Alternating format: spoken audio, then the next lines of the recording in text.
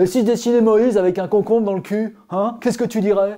Bah, je te dirais, rajoute du thon, des olives, ça fera une salade. Bonjour, je vous parle depuis la zone libre. J'avais envie de pouvoir continuer à sortir picoler après 21h. Bon, évidemment, il y a eu plein de réactions qui m'ont fait marrer. Il y a eu « Oui, mais faut relativiser, hein. L'islamisme fait moins de morts que le cancer. » Le cancer, il te tue pas parce que tu t'es foutu de sa gueule. Hein. C'est rare que les malades en phase terminale, sur leur lit, ils fassent « Oh, j'aurais pas dû me moquer du lymphome non hodgkinien !» Et puis, il y a évidemment ceux qui te disent « Eh, quand il y a un prêtre pédophile, est-ce qu'on demande aux chrétiens de s'excuser ?» Mais quelle paresse intellectuelle! C'est pas comme s'il y avait une branche de la chrétienté qui prenait réellement la pédophilie en s'appuyant sur une partie des textes. Laissez venir à moi les petits-enfants. C'est marqué ou pas? Par contre, tu peux parler de l'Inquisition. Oui, tu peux parler de la plus grande période de folie du christianisme. J'aime bien aussi les gens qui disent « Vous n'aurez pas ma haine ». Ah si, vous l'aurez. C'est important la haine. On n'a pas gagné contre les nazis sans haine pendant la Deuxième Guerre mondiale. On n'est pas sous Louis XV. Messieurs les Anglais, tirez les premiers. On n'est pas en train de faire un duel entre nobles en 1760. Hein. Moi, bon, j'ai choisi un métier un peu compliqué. Mémoiricier que prof, hein. Je suis censé faire des blagues sur scène. Et ça fait des années que j'entends ouais, quand même, rire de tout, ok, mais faut pas blesser les gens. Surtout les croyants, parce qu'ils peuvent être blessés dans leur foi. J'ai l'impression que les blessés, ils sont quand même plutôt de l'autre côté. Hein. Je connais plein de croyants et des croyants sincères qui ont du recul sur ce sujet. Alors arrêtons de prendre des pincettes pour des cons. Moi, par exemple, je suis juif.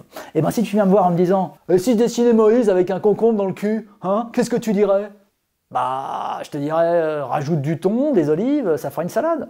Par contre, si tu me dis mort aux youtres, même en ajoutant « Oh, c'est pour rigoler », non. Et dimanche, c'est vrai que c'était un peu le bal des faux culs. Il y avait tout le monde, il y avait l'éducation nationale qui tout ce temps ne voulait pas faire de vagues, les dirigeants politiques qui sont restés dans le flou autant qu'ils ont pu toutes ces années. Il y avait Manuel Valls. Manuel Valls. Bon, on peut lui reprocher beaucoup de choses à Manuel Valls, hein. C'est vrai qu'il a un peu le sens moral d'un chien devant une saucisse, mais sur l'islamisme, il a toujours été clair. Bon, Blanco clair, mais clair. Il y avait Mélenchon, qui a été attaqué sur sa supposée faiblesse vis-à-vis d'une certaine frange de son électorat.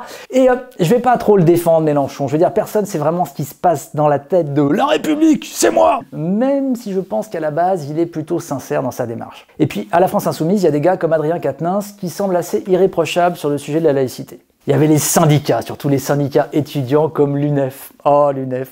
Qu'est-ce qu'on peut attendre d'un syndicat étudiant? Il n'y a rien de plus bête et de conformiste qu'un étudiant. Je le sais, j'ai été étudiant. Et dans les années 70, ces mecs étaient maoïstes. Ils soutenaient un mec qui a fait des millions de morts. Qu'est-ce qu'on peut attendre d'eux à part « Oh là là, faut pas faire le jeu des extrêmes ». Bah, il me semble que décapiter un prof parce qu'il a fait son boulot, c'est un peu extrême. L'ennemi, c'est l'islamisme, ok? Pas l'islam. Je précise, hein, pour ceux qui feraient semblant de pas comprendre.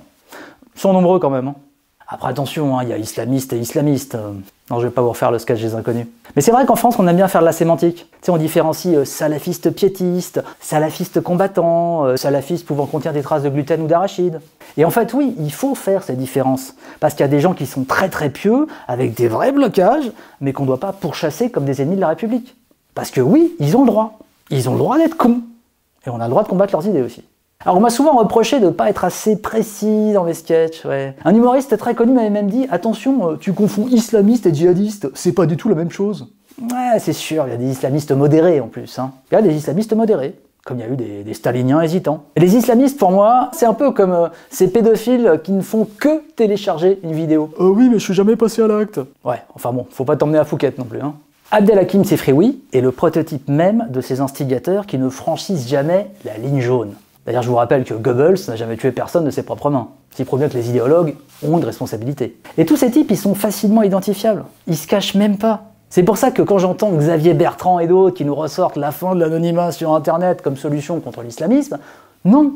Ça prouve bien qu'ils sont très très cons, ou qu'ils font super bien semblant. Et me lancez pas sur la loi Avia, qui ressort évidemment. La loi Avia, elle aurait probablement comme résultat de rendre une vidéo comme celle-ci censurable par Facebook. Dans le doute, hein, vu le sujet. Et vu les signalements qui manqueraient pas d'arriver, surtout de la part d'islamistes. Alors voilà, les gens qui font semblant de pas comprendre le problème, allez vous faire foutre, vraiment.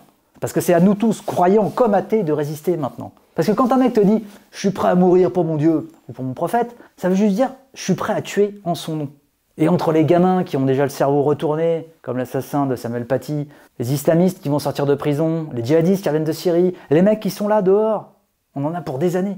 Alors big up à tous les profs, parce que sans éducation, on n'en sortira jamais.